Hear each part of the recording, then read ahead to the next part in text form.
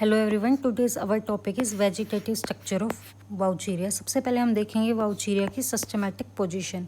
जो इसका डिवीजन होता है वो होता है ज़ेंथोफाइटा, क्योंकि ये ज़ेंथोफाइटा का मेंबर है। क्लास है इसकी ज़ेंथोफाइसी। ऑर्डर है इसका हेट्रोसाइफोनिल्स। फैमिली है इसकी वाउचीरिएसी। जीनस है इसका वाउचीरिया। इसके बाद है इसका अक्रेंस कि ये कहाँ पे मिलता है। ये इट इंक्लूड्स अबाउट 40 स्पीशीज़। इसके कितने स्पीशीज़ हैं अभी तक? 40 स्पीशीज़ नोन हैं, जिसमें से 9 कहाँ पे हैं? इंडिया के अंदर पाए जाते हैं। इसके जो मोस्ट कॉमन स्पीशीज़ है वो है वाउचीरिया सेसाइलिस और Vaucheria geminata. The alga is aquatic as well as terrestrial. ये एक्वेटिक एल्गा भी है, मतलब पानी के अंदर भी ग्रो करता है, और टेरेस्ट्रियल लैंड पे भी ग्रो करता है, और ग्रो इन और नियर वाटर, या तो पानी के अंदर या पानी के पास ग्रो करता है। Most of the species grow on damp garden soil. कहाँ ग्रो करते हैं most of the species? Damp garden soil में, या मॉइस्ट वॉल्स के ऊपर। इन स्टैगनेंट पॉन्ड्स, ऐसे पॉन्ड जिसका पानी क्या रहता है? स्टैगनेंट होता है, रनिंग वाटर नहीं है। या स्लो मूविंग स्ट्रीम्स में, या वाटरफॉल्स में। Next one is vegetative structure of Vaucheria. ये वाउचीरिया का क्या है? वेजिटेटिव स्ट्रक्चर है। इसके जो प्लांट होते हैं वो कैसे होते हैं? फिलामेंटस आपको दिखाई दे रहा है, ये कैसा है? फिलामेंटस है। Yellow green in colour, colour कैसा होता है? Yellow green. And grow in form of dense tuft, मतलब एक सिंगल ग्रो नहीं करता, एक साथ बहुत सारे ग्रो करते हैं in the form of dense tuft. जो इसके फिलामेंट होते हैं वो कैसे होते हैं? लॉन्ग होते हैं, दिखाई दे रहा है। सिलेंड्रिकल और साइफोनेशियस, ये साइफोनेशियस देखो। एंड प्रोफ्यूजली ब्रांचिंग भी प्रेजेंट रहती है। The terrestrial species are attached to the substratum by means of small tuft और colorless lobed hepteron, जिन्हें क्या बोला जाता है?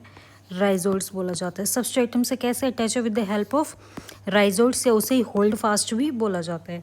नेक्स्ट है इसकी सेल वॉल। इसकी सेल वॉल 2 लेयर्स की बनी हुई है, आउटर लेयर और इनर लेयर। जो आउटर लेयर है वो किसकी बनी हुई है? पेक्टोज की। जो इनर लेयर है वो सेल्यूलोज की और पेक्टिक सब्सटेंसेस की बनी हुई है।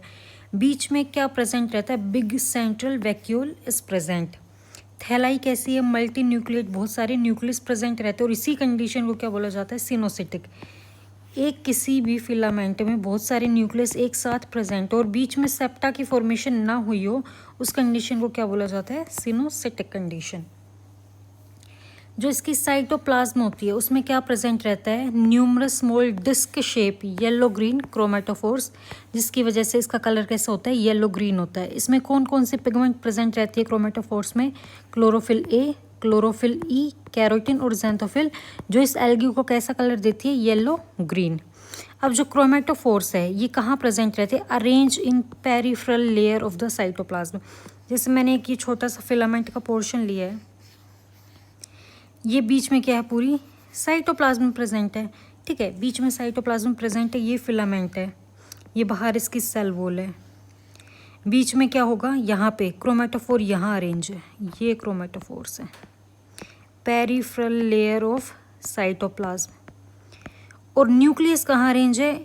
इनके आगे यहाँ न्यूक्लियस अरेंज है, और बीच में क्या है? सेंट्रल वैक्यूल प्रेजेंट रहता है। देखो, arrange in peripheral layer of cytoplasm chromatophores, nuclei arrange next to chromatophores, जहाँ क्रोमेटोफोर्स हैं उसके आगे नेक्स्ट क्या है? न्यूक्लियस, और बीच में क्या है? सेंट्रल वैक्यूल है।